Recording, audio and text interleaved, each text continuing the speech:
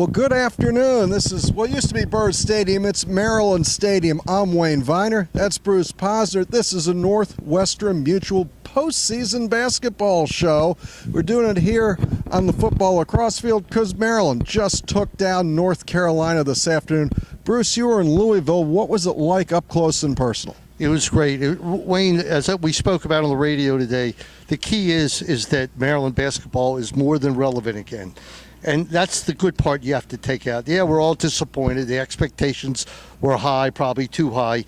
But they got to the Sweet 16. They made a step from last year. They're doing well in the Big Ten Conference.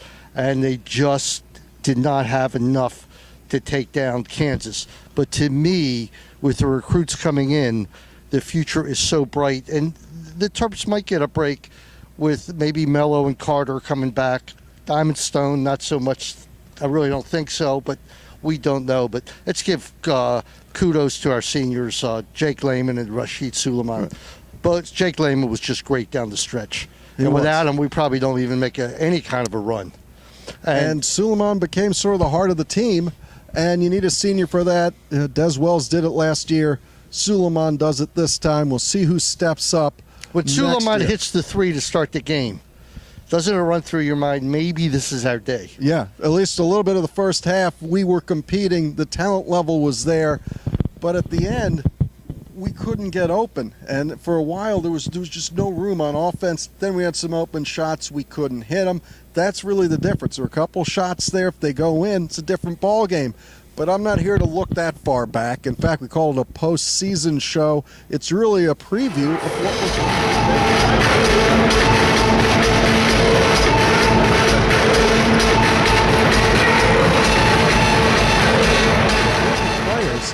You pointed out that if they stay, it's a different team. You don't know what's going to happen. And you look, let's face it, the landscape has changed in college basketball. You have to go after that fifth-year guy who's graduated.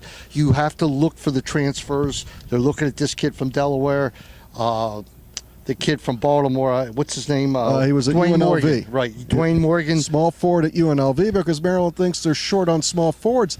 In today's basketball game, you saw Kansas line up Wayne Selden, a 6'5" shooting guard at small forward. You look at Villanova, the small forward. He isn't really a small forward. Would you be okay with Wiley or Nickens being the small forward for the whole I year? would be okay with one thing, and I think it was the biggest problem we had all year, and that was the lack of depth. All right? We just didn't have it. In the backcourt. And I think across the team, maybe not, Dodd served a great purpose. Right. But outside of that, we didn't have a scorer coming off the bench. No. We thought we did, but Nickens didn't turn out to be that guy. No. Brantley played better, but he still wasn't that guy to come in and score. You've got to have those two guys, three guys off the bench. Maryland doesn't have them. If Trimble and Carter stay, and you bring in Anthony Cowan, and Wiley's back, and Nickens is back, and Werder, a shooter, yeah. Then all of a sudden, what do you have that we didn't have? Deep depth in the backcourt. Right. And the whole thing, I still believe, and you've said it, runs on guards. We were forward heavy. We need to be a little more guard oriented, and I think that would do well. Yeah, no, I agree, and I'm already looking forward to it. I got over the malaise of losing quickly. Yeah. Well, going out to a pizza restaurant with Kansas fans helped you out after the game? It helped me tremendously. They wanted me to stay and play golf with them the next day. Support for TerpTalk Game Day comes from Dan Schiffman of Northwestern Mutual. Team up with the right financial partner to advise you on your personal and financial plans. You and Northwestern Mutual, stronger together. You can reach Dan at 301-698-8955 or on the web at www.danschiffman.com. That's DANSCHIFFMAN, danschiffman.com, and 301-698-8955. For the game, I thought about it, but so what was their take on Turgeon? They love Turgeon. They love Turgeon. I mean, and you could tell that. I asked them, "Do you think Turgeon will be the guy eventually to replace Self?"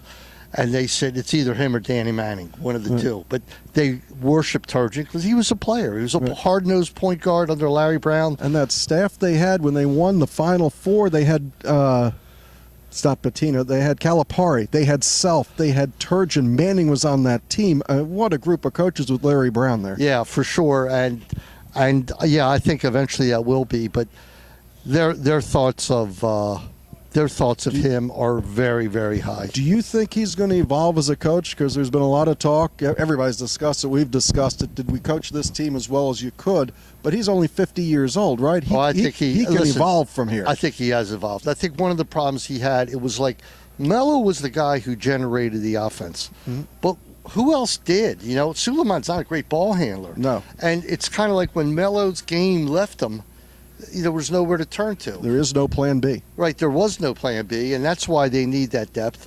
And, you know, do they need an X and O's coach? Might not hurt, you know, for offense. You don't need it for defense. His defense was great. Defense was really good. Right, and for the most part, with the exception of the offensive rebounds, the rebounding was good.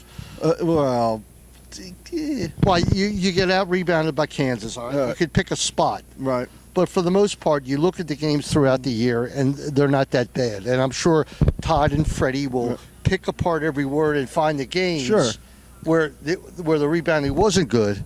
But to me, for the most part, it was. You start off 15-1. Gave up too many offensive rebounds. You're going to find somebody to come out there. Maybe the guy's already on the team. You clean up the rebounding. And I know Freddie's calling you now, saying he must have heard. He heard. He must have got an advance notice. All right. God has spoken to Freddie, and he's calling already. But let's take a look at the last 2 years. You go 14-4 to the Big Ten Conference. You get one win, and then you go to the NCAA. Right. You get a win. This year, you get 2 wins. Same thing with Gary. 7 straight Sweet 16s, but it was number 5 and 6 where the strength came in. Yep. And it's there to be done. This isn't, the cupboard is not exactly bare no matter what happens. So in the end, you get to a Sweet 16. We're happier today than we were on Thursday at midnight. Right. Well, look, when you get to the Sweet 16, what the heck? You're 3 games away from national championship. So that's how you think about it. So in closing, my takeaway was, and I wrote this, was never really in love with this group of guys. I was more in love last year. It was harder to watch them lose last year than this year. So I hope when we bring in these freshmen, and I know a lot of people said they didn't really connect. This group was only together for a year. That next year, everybody's heart will be back in it, and we'll get this rolling again. And it'll be your great home court. We'll storm into the Big Ten, and we'll fix what didn't happen this time. I think we'll have a few scheduling advantages next year because the Terps will have Michigan State at home and not on the road. I saw it, and the advantages will be with us. But look, they made the Sweet 16. Michigan State did not make the Sweet 16. No. All right, which is hard to believe. Right. So, and Purdue did not make the Sweet 16. The whole Big Ten's gone at this point. Right. Nobody made it past the Sweet 16. Hard to imagine. So we'll get to lace it up and do it all again, and we'll have Midnight Madness middle of October next year, and we'll all be happy, and we get to do it again. Yes, and I can't wait. And now I'm, like this year I was looking forward to it.